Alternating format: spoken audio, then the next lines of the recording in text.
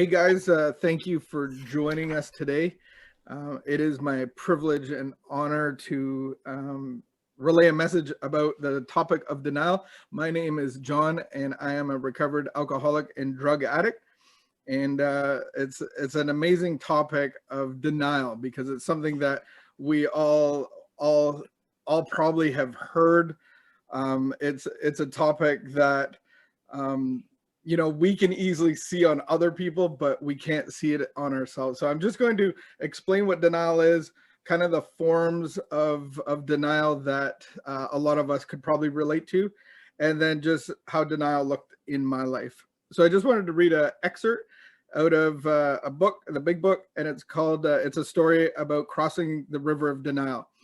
And the writer writes, she finally realized that when she enjoyed her drinking, she couldn't control it. And when she controlled it, she couldn't enjoy it. Denial is the most cunning, baffling, and powerful part of my disease, the disease of alcoholism. When I look back now, it's hard to imagine I didn't see a problem with my drinking. But instead of seeing the truth, when all the yets, as in that hasn't happened to me yet, started happening, I just kept lowering my standards. And maybe you could relate to that, of just being blinded by the truth. And so I think, it said, the truth will set me free. And that's certainly true, but usually it will piss you off first. And, another saying that I have written down that I refer to a lot is, it's not about what we see, it's about what I don't see. And that's the truth. And so what is denial? So in our LifeLab text, our LifeLab big book, our LifeLab great book, denial is a sociological mechanism or process by which human beings protect themselves from something threatening to them by blocking knowledge of that thing from their awareness. The denial that this thing exists in their lives is below the level of awareness. It is done subconsciously. In other words, the person doesn't know or is unwilling to admit that it exists. And the beautiful thing about recovery, all I have to do to begin my recovery journey is just have the willingness to do whatever it takes. The problem overshadows or clouds a person's ability to recognize that the set of circumstances, events, or phenomenon are actually happening in their lives.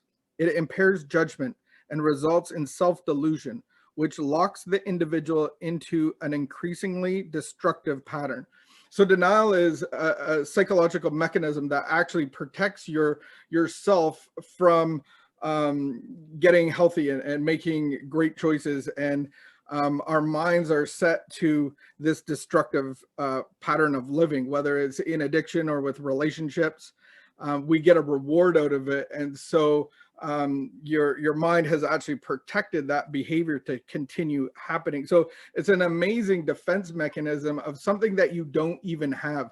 I think one of the cool things about having a problem, there's usually, how do you know you have a problem? Usually somebody's going to tell you something. I have a car, and a lot of times I don't know there's any problem until a light comes on, and I could be in denial that that light exists. I could put black tape over it. I could, turn up the radio just to that right level of sound so that I don't have to hear that there could be some grinding or some major problems that I would have to address, because, addressing these problems is going to be costly. And it's going to probably mean I have to get a rental car, or I won't even have a car, or I might have to take the bus. Oh my goodness. So let's just turn up the music to that proper temperature, and let's just put this black tape over, and we'll just keep moving on. And a day goes by, another day goes by, a week goes by, and nothing's happened. So I just figured that the problem just went away on its own, except I just have to keep turning up the volume of my radio station. So typically when I have a problem, somebody usually close to me tells me about it. And then it's, how do I react? And so I think there's two different reactions. There's the person like me who is a substance abuse guy. And when I am confronted with a problem, I react in a very confrontational way. I get a little bit crazy.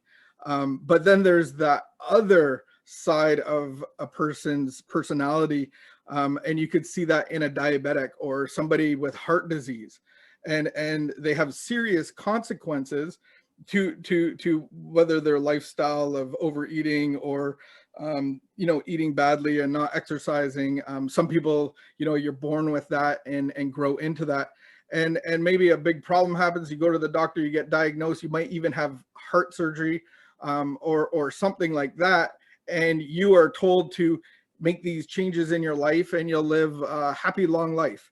And so in my experience, that type of person minimizes. And so after 6 months of this regime and no smoking and no red meat and exercise, and then gradually over the course of time, that problem kind of just goes away and gets in the back corner. With me, I like to just punch it in the back corner, and some people just slowly walk away from it. So a couple different types of personality, how we react to a problem. And so in our book, we look at, I think it's 8 different forms of denial. Number 1 is that simple denial. So maintaining that something is not so, which is intended a fact that very obvious to important others in a person's life. So I had a guy that I worked with at a pizza place, and I came to work and he told me this story that happened because he was still laughing about it. And in the morning, he had got ready, got showered, got shaved, and he goes to the bank, and the bank teller is, they're transactioning, and the bank teller is trying not to laugh. And then finally she just bursts out and laughing. And she says, you have shaving cream in your ears. And so he couldn't believe that. So he actually touched his ears and he's like, oh my goodness. But the simple denial is just saying like, no, you're seeing things. You got to fix your eyes, wipe your glasses. Minimizing, number 2, is admitting superficially to the problem, but will not admit it is as serious in scope. And so I kind of relate to that in my early years of drinking and using, where I might have started a little bit later than the average bear. I had my first drink probably when I was 16, and it wasn't because I didn't want to. It's not because I planned to start then. I'm sure if it was available, I would have started earlier. But that's when the first drink found me, and I drank that. And it gave me a sense of relief from this tension inside of me that I've never felt before. And it quickly became my solution to life.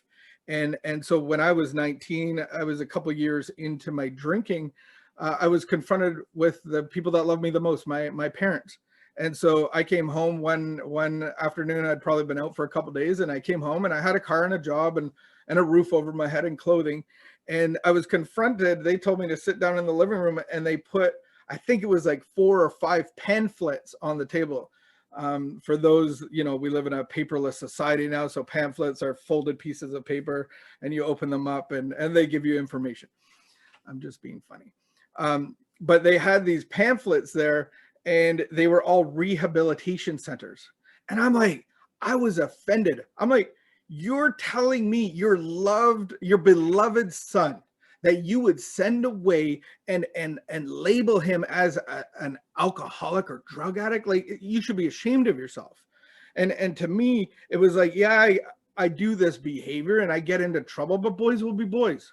Like, I'm 19. Like, what else are we supposed to do? I got a car, I got clothing, I got a part-time job, I play sports, I have a roof over my head, and yes, they paid for it, but I still had a roof over my head. And it was this illusion that my life was great and on track. But the people that were closest to me, they could see major problems, and they could, see many years down the road of what my behavior will get me. And so that's kind of like this minimizing. Yeah, there's a bit of a problem, but turn up the radio. Blaming, also called projection, denying responsibility for certain behavior and fixing the blame on someone or something else. Rationalizing, offering alibis, excuses, justification, and other explanations for behavior. The behavior is not denied, but an inaccurate explanation of its causes is given. Intellectualizing, avoiding emotional, personal awareness of a problem by dealing with it on the level of generalization, intellectual analysis, or theorizing. And so this one I think is confusing to people, but I think most people, especially in the addiction world or the codependent world, really struggle with this one. Is I gotta have reason behind what this recovery process is going to probably demand of me. I don't know what it's going to demand of me, but I need enough reasoning in my mind, and I need to understand it at a level that makes sense to me for me to be able to do that. I don't need to know about my addiction. I don't need to know about this. I just need to know what it means for recovery to happen and what I'm really having to do. And I can intellectualize something, and I can talk myself out of something very quickly and very easily, because a lot of the times I'm trying to prove my point, and I'm not in the reality. I'm in delusion of what the real problem is. The beautiful one called diversion is changing the subject to avoid discussion on the topic that is threatening.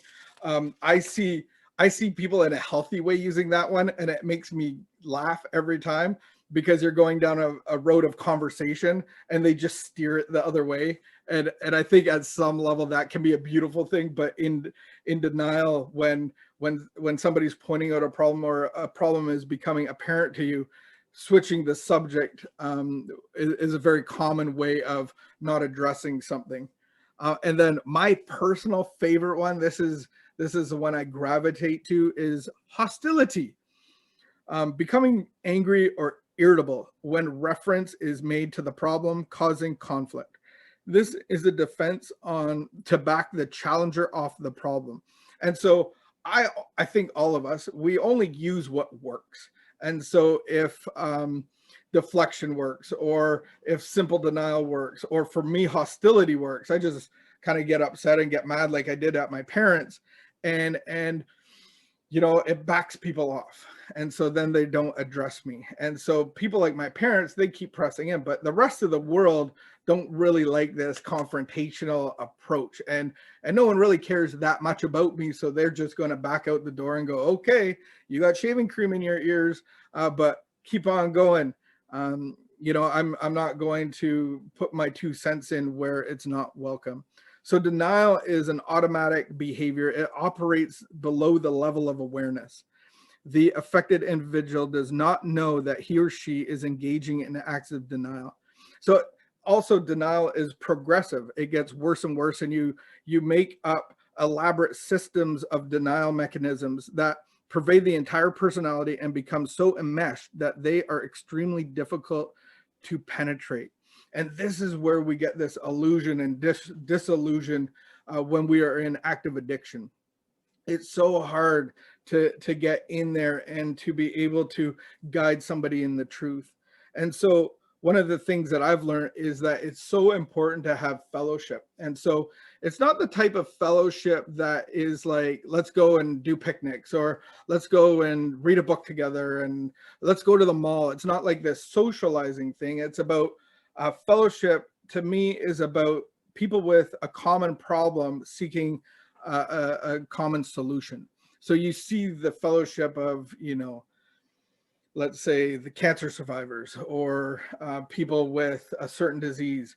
But you see that with recovery process, Alcoholics Anonymous, 12-step. I think it's super important that we stay in fellowship, because I don't think denial just goes away. I think there's the beginning when maybe you get into a rehab center, or maybe you're confronted with the truth and you start working on your recovery, or you accept Jesus as a higher power, and you're coming into a new relationship with God, and being discipled, and all that kind of stuff. So you actually walk out of denial, and you're coming into the truth. But I still think that there's parts of me, in my experience, that parts of me have been in denial, throughout my journey.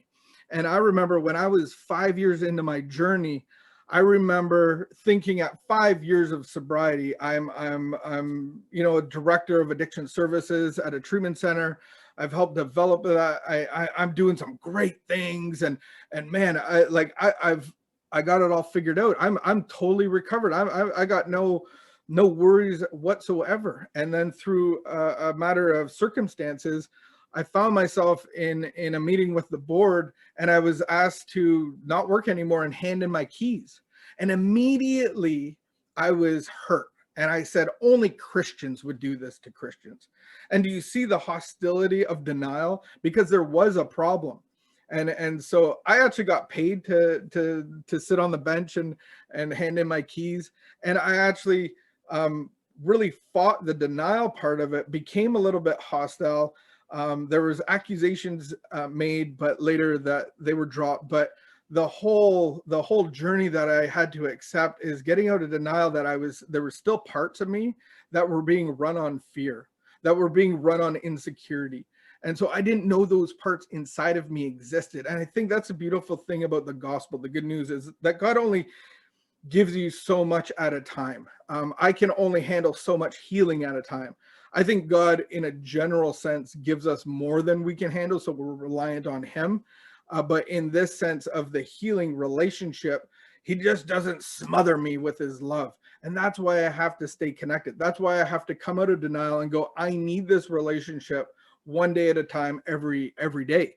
And so that's how I can recover, but I have to remain in recovery. So I have to actually come out of denial in that regard, and really understand the truth of my true self, of going, like, there are parts of me that are disconnected. There's still parts of me that, going through the work again and I'm going through another step 4. This process that God has us on, the process of discipleship should never be linear. It should always be circular. It should always be seeing a truth and coming back and going, there's this part of me that's disconnected. There's nothing I can do about it. And so I just have to make a decision to give that over to the care of God. God, would you connect me in this part? Would you take away this fear? Would you take away this resentment? And I'm always bringing it back. I'm always bringing my, like a 4th step problem or a 7th step, and I'm bringing it back to a 3rd step solution. And so I'm actually going, I need to make a decision to give that to God. And so I really have to come out of denial to see the truth. And that's the beautiful thing of this journey. It's not to get mushy, but it's like this love story that continues. It's like, I remember when I met my wife and I was like inundated. I was like, I need to know what she likes. I need to know and I found out that she loved purple grape juice, like the Welch's, or the what's that pop? The grape crush. And so I bought her a grape crush, and it was like, I just had to find out what she liked. And I wasn't there to smother her and go, hey, do you want to get married? Here's a ring. I think that's a bit much. And I think that's the story that God has me on. It's this slow process of being connected in all parts of my being. And so what I've come to realize, even this time around of doing my inventories again, it's wherever there's a resentment, there's some part of me that is being threatened. And wherever there's a resentment, there's an underlying fear. And so what I'm doing is going to the bottom of this resentment, getting to the realization, and then really getting to the fear that's driving it. So in my life, being 15 years sober and having it all figured out, what I'm getting to the stage of my life is really understanding that I have it less figured out than I did 10 years ago. And it's a great place to be, because that's where God can move, and that's where God can connect me, and that's where I can be filled more of God and be more free. And so this time around, and just to be vulnerable and transparent, God's really brought me to a fear of being exposed of my weaknesses, of my disabilities. I have some learning disabilities, and probably if you know me, most of you would know that, because I lead with that. I make fun of it. I stumble over words and ask the audience to fill in the blank, or I make fun of myself because I read numbers backwards, or whatever it is, and I have a short attention span, and I need these tools that twirl and keep my attention. And some people make fun of me in my own home for how many of them I have, and so I need these tools to kind of rein in my mind. And so doing the fear this time around of having some relationships that I actually used people to help me do stuff so that I won't be exposed as disabled or having a disability. And so it's really opened my eyes that I didn't even see that. And so that's my little word on denial, that even 15 years down the road, if I'm not aware, if I'm not in community, if I'm not being led by God and doing a circular process of the recovery process, and not just arriving and helping everybody else, because in that regard I can actually start using people for my pain relief, and I don't want that. I want God to give me his love and his joy and his comfort and all of those things that I'm supposed to get from God to give to the rest of the people. I don't want to go to the rest of the people and use them for my own pain relief. And so I believe that is what I have on denial today. So if that's you, and if you're in delusion and illusion, man, the biggest thing that you need is willingness to ask God to open your eyes. Ask the Spirit of light to open your eyes, get in community, ask questions, seek understanding, and go through the process of recovery. You can sign up for LifeLab online. I can give you a code to get into there, or we have methodology through the big book. Get involved in AA, NACAOA, all the A's, and just don't live in the denial of what your first step problem is. First step problem being, what I'm addicted to, what I go to for ease and comfort, what I go to for my spiritual connection, what gives me life and validation. And in the body and mind of an alcoholic, when I put alcohol into my body, I have an adverse reaction for a craving for more of it. I become to have a mental obsession, and it gives me ease and comfort. The same thing happens in the food addict, the sex addict. It's all brain chemistry. With the codependent, it's these behaviors that produce adrenaline. And so there's no shame in your body reacting to produce a craving for more, but that's what I need a savior for. That's what I need deliverance for. So that's, the early stages of denial is really getting out of our first step problem, and then, shedding off denial as we go through our journey. So if that's any of you here, my prayer is that the Spirit of light illuminate any part of you that is in denial. Thank you very much. And I'm going to turn the meeting over to the beautiful Miss Vicky.